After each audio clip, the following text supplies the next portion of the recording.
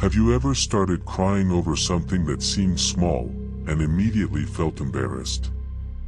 Maybe it happened during an argument, a sad movie, a heartfelt compliment, or even when someone simply asked if you were okay. And then came the familiar thought, why am I like this? For many people, crying easily feels like a flaw. Something to hide. Something to apologize for. But psychology suggests something surprising. People who cry easily may not be emotionally weaker than everyone else. In some cases, they may actually be processing the world more deeply. The big misunderstanding about crying. Most of us grow up hearing the same message. Don't cry. Be strong. Control your emotions. Especially in many cultures, tears are often associated with weakness, instability, or lack of self-control. But psychologists have found that crying is far more complex than most people realize. Humans are the only species known to shed emotional tears. Not tears caused by dust in the eyes. Not tears caused by pain. Emotional tears. That alone tells us something important. Tears aren't a design flaw. They're part of the emotional operating system of the human brain. Researchers believe emotional crying helps regulate stress, process intense feelings, and communicate emotional needs to others. In other words, your tears may not be evidence that something is wrong. They may be evidence that your mind is actively processing something important. The high sensitivity connection. One reason some people cry more easily is a personality trait known as sensory processing sensitivity. Psychologist Elaine Aron's research suggests that around 15 to 20% of people may have this trait. These individuals are often called highly sensitive people. But sensitivity doesn't mean fragility. It means deeper processing. Imagine two people walking through the same experience. One notices only the obvious details. The other notices facial expressions, tone of voice, emotional tension, subtle changes in mood, and hidden meanings. Who is receiving more emotional information? The second person. And when the brain processes more emotional information, stronger emotional reactions can naturally follow, including tears. It's not that they are overreacting. Their brain may simply be taking in more data. Your brain's empathy system may be working overtime. Another fascinating explanation involves empathy.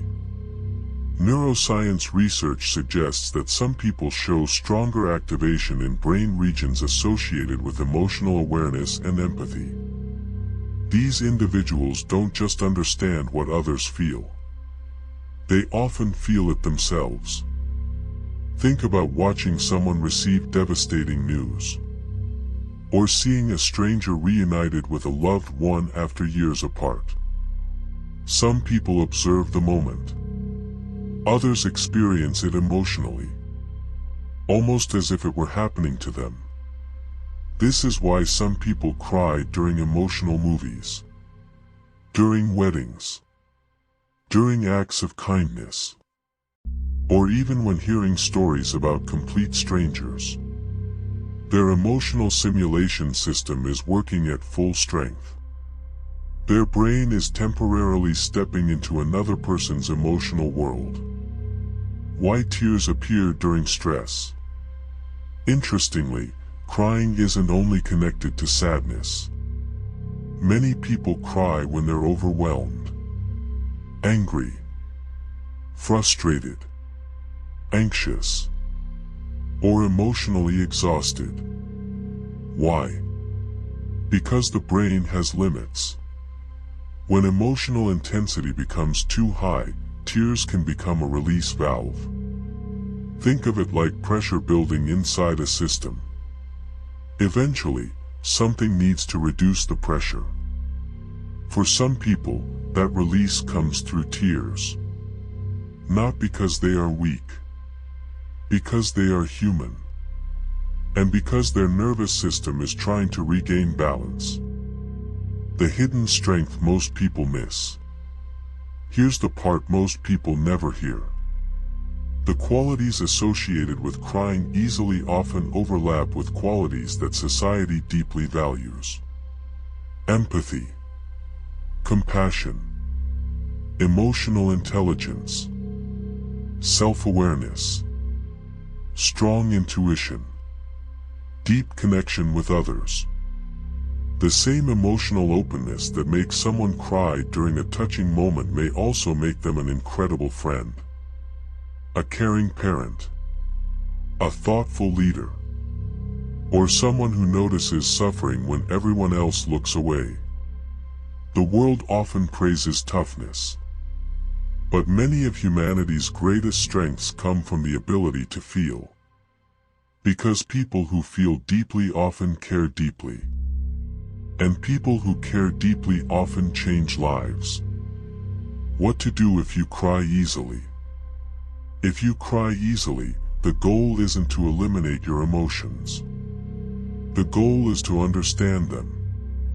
Pay attention to when tears appear. What triggers them? What emotional need might they be pointing toward? Are you overwhelmed, hurt, moved, relieved, emotionally exhausted? Instead of judging yourself, become curious. Your tears may be carrying information your conscious mind hasn't fully processed yet. The more you understand those signals, the better you can understand yourself. So the next time you find yourself apologizing for your tears, remember this.